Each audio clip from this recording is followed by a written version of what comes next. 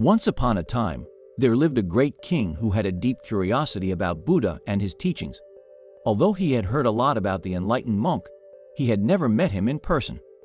It so happened that the king's wife, who had been a devoted disciple of Buddha for a long time before their marriage, encountered Buddha during his visit to the king's capital. Upon learning about this, the wife gently nudged the king, expressing her surprise and disappointment that he hadn't taken the opportunity to welcome Buddha to their kingdom. She encouraged the king to seize the chance to meet this renowned spiritual leader who had come all the way to inquire about him.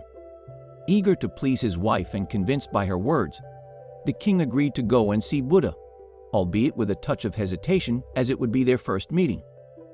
With the intention of presenting a gift to Buddha, the king contemplated what would be a suitable offering. After much thought, he was filled with pride as he remembered possessing an exquisite diamond that no one else possessed. He believed that by gifting this precious gem, Buddha would not only appreciate it, but also acknowledge the king's generosity. However, his wife, who had an intimate understanding of Buddha's teachings, kindly suggested that it might be more meaningful to offer a simple lotus flower plucked fresh from a pond. Amused, she explained to the king that Buddha, as an enlightened monk, would find greater beauty and significance in the purity and simplicity of a lotus flower rather than a material possession like a diamond. Intrigued by her perspective, the king found himself caught between two choices. Soon, he resolved to take both the diamond and the lotus flower to Buddha, eager to witness which gift Buddha would choose and thus determine the victor of their light-hearted debate.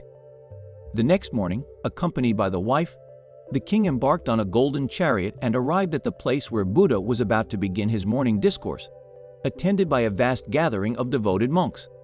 As the king descended from his chariot, carrying his gifts, he respectfully approached Buddha and offered him the precious diamond.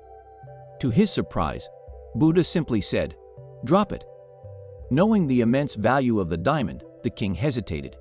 Yet, due to the watchful eyes of thousands of monks surrounding him, he had no alternative but to relinquish the diamond and dropped it onto the ground.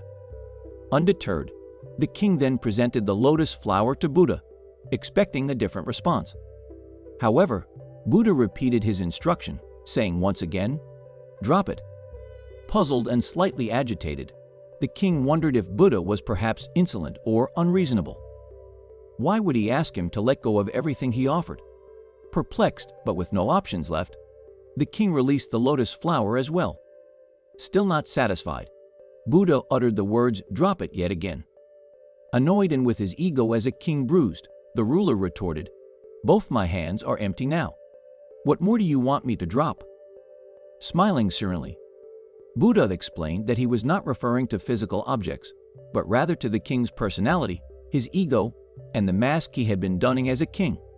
He urged the king to discard the facade of royalty and embrace his true self. Buddha revealed that behind the mask of power, it was challenging for him or anyone else to connect with the king on a deeper level.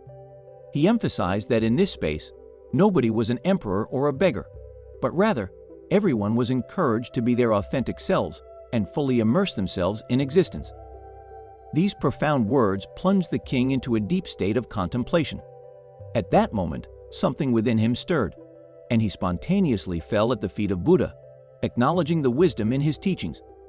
In that humble gesture, he finally understood the essence of Buddha's message: the necessity to let go of illusions, attachments, and the masks society expects us to wear.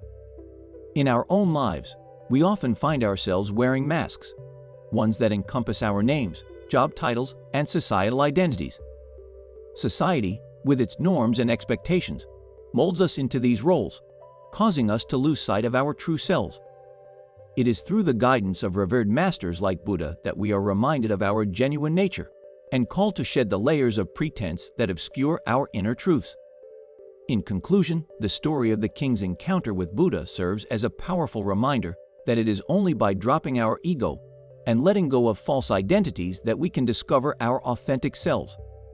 Through the wisdom and teachings of enlightened masters, like Buddha, we are encouraged to peel away the veneer of societal expectations and reconnect with the essence of our being. It is in this space of self-discovery that we can truly flourish and live a life aligned with our true purpose.